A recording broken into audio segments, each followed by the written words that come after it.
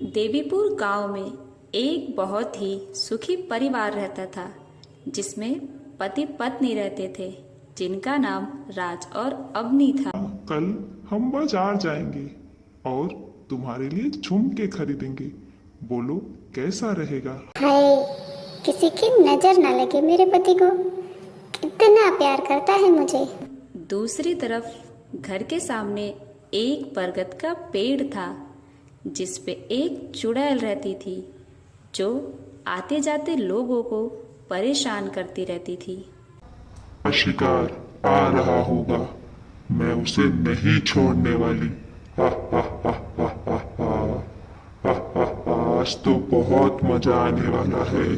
हा हा। तभी एक बालक वहां से गुजरता है, जो चुड़ैल की आवाज सुनकर दौड़कर वहां से भाग जाता है। और तभी वहां से राज गुजर रहा होता है।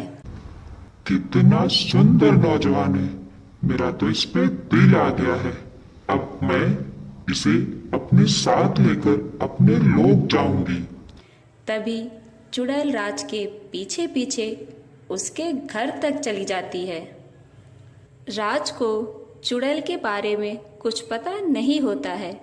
हमेशा की तरह राज काम से वापस आकर अपने घर को चला जाता है, लेकिन चुड़ैल घर के अंदर प्रवेश नहीं कर पाती है।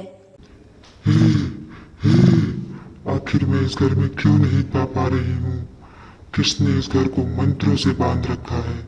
अब चाहे जो हो जाए, मुझे ये सुंदर नौजवान चाहिए। चाहे इसके लिए मुझे जो कुछ करना पड़े, इसके लिए मुझे किसी की जान ही क्यों न लेनी पड़े। हा हा हा हा हा, मैं किसी को नहीं छोड़ने वाली।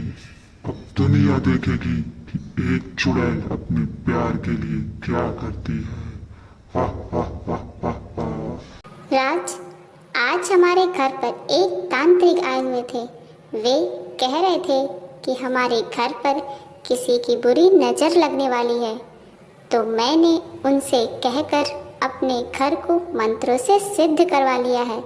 अब हमारे घर पे किसी की बुरी नजर नहीं लगने वाली है। वहीं दूसरी तरफ चुड़ैल तिल मिलाकर गुस्से में अपने बरगद के पेड़ पर वापस चली जाती है और कल सुबह होने का इंतजार करती है। मैं उस सुंदर नौजवान को नहीं छोड़ने वाली। कल सुबह जब वो आएगा तो मैं उसे अपने वश में कर लूंगी।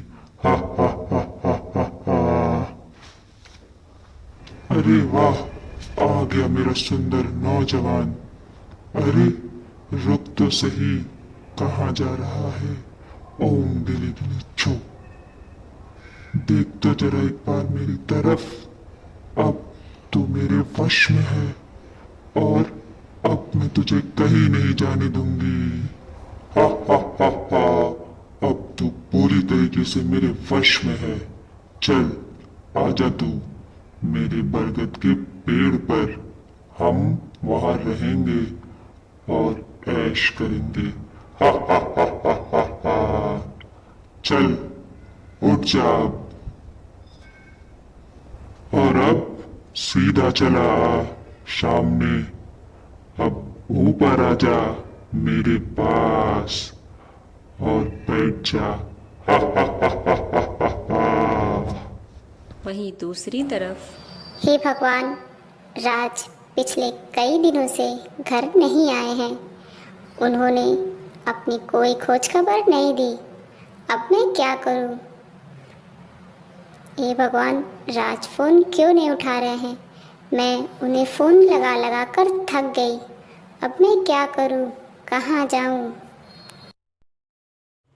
आखिर अंत में अवनी थककर सोफे पे जाकर बैठ जाती है और राज का इंतजार करती है कि आज वो जरूर घर आएंगे, और दरवाजे की तरफ टकटकी लगाकर देखती रहती है। और तभी अवनी के घर के बाहर से एक साधु गुजर रहा होता है। अरे, इस घर पे तो चुड़ैल का साया है, मुझे इन्हें बताना होगा। देखिए, आपके घर पे किसी भयानक चुड़ैल का साया है। आपको इसका उपचार कराना होगा, अन्यथा आपको इसका बुरा परिणाम भुगतना होगा। मैंने इस विषय पर हजारों साल सिद्धि प्राप्त की है। हाँ हाँ, मेरे पति कई दिनों से घर नहीं आए। मैं उन्हें लेकर काफी चिंतित हूँ। आप मुझ पे कृपा करें। रात 12 बजे तुम्हारे घर के बाहर अपनी सिद्धियों का सामान लेकर आऊंगा। तुम मुझे वहीं मिलना। ठीक है, अब मैं चलता हूँ। अवनी काफी परेशान हो गई थी और वह रात होने का इंतजार करने लगी। साधु के पुकारने पर अवनी घर के बाहर जाती है। देखो, वो चुड़ैल तुम्हें डराने की कोशिश करेगी, तुम्हें धमकाएगी, लेकिन तुम्हें डरना नहीं है। ठीक है महाराज, आप जैसा कहें मैं वैसा करने के लिए तैयार हूँ। अवनी साधु के पास जाकर बैठ जाती है। महात्मा अपनी सिद्धियों से उस चुड़ैल को बुलाने की कोशिश करते हैं।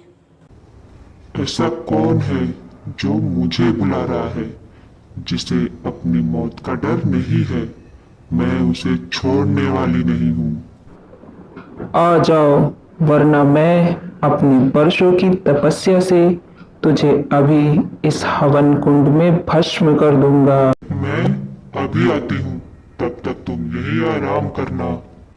और चुड़ैल गुस्से में तिल मिलाकर उस साधु महात्मा के मंत्रों के वश में आकर उनके पास चली जाती है। मैं भी तो देखूं कौन है वो जिसे अपनी मौत का डर नहीं है। बोल, तूने मुझे यहाँ क्यों बुलाया है? आखिर तू क्या चाहता है? मैं अब तुम दोनों में से किसी को नहीं छोड़ने वाली। तुझे मेरी शक्तियों का अंदाजा नहीं है। हा हा हा हा हा। बोल, तुझे जिंदा रहना है या नहीं? हा हा हा हा हा। इसमें से तो कोई डर ही नहीं रहा है। मैं क्या करूं? तो देखा ना तूने, तू मेरा कुछ नहीं बिगाड़ सकती। ओम भट्ट, अब तू पूरी तरीके से मेरे वश में है। और बता कि अब राज कहाँ है, वरना। नहीं नहीं, वो मेरे बरगद के पेड़ पे है और मैं उसे अभी बुलाती हूँ। तुम मुझे भस्म मत करना। उधर राज बेहोशी की हालत से उठकर खुद ब खुद बरगद के पेड़ से सीधा दौड़ा उस चुड़ैल के बुलावे पर उसके पास चला जाता है। अवनी राज को देखकर काफी भावुक हो जाती है। तुझे अभी इसी क्षण राज को अपने चंगुल से आजाद करना होगा। मैंने इस सुंदर नौजवान को अपना पति मान रखा है और मैं किसी कीमत पर इसे छोड़ने वाली नहीं हूँ। साधु महात्मा अपने मंत्रों की सिद्धि से राज को आजाद करवा देते हैं। अगर तूने कभी इस घर और राज की तरफ दोबारा देखा तो मैं तुझे तेरे बरगद के पेड़ के सहित इस हवन कुंड में भस्म कर दूंगा। मैं वापस अपने बरगद के पेड़ पर जा रही हूँ। एक चुड़ैल की अधूरी प्रेम कहानी जो कभी न पूरी हो सकी। तेरे मेरे तेरे प्रेम कहानी है मुश्किल, दो लफ्जों में बयाना। उधर राज अब पूरी तरीके से सही हो जाता है और उसे कुछ भी याद नहीं होता कि आखिर पिछले कुछ दिनों में उसके साथ क्या हुआ था। राज, आप कैसे हैं? आप ठीक तो हैं ना?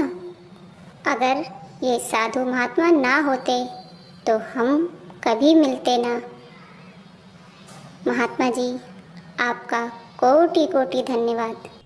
राज और अवनी दोनों मिलकर महात्मा का धन्यवाद करते हैं और दोनों वापस अपने घर चले आते हैं। अब हमें कोई भी अलग नहीं कर सकता। राज, आप अब साधु महात्मा के बताए अनुसार ही चलना।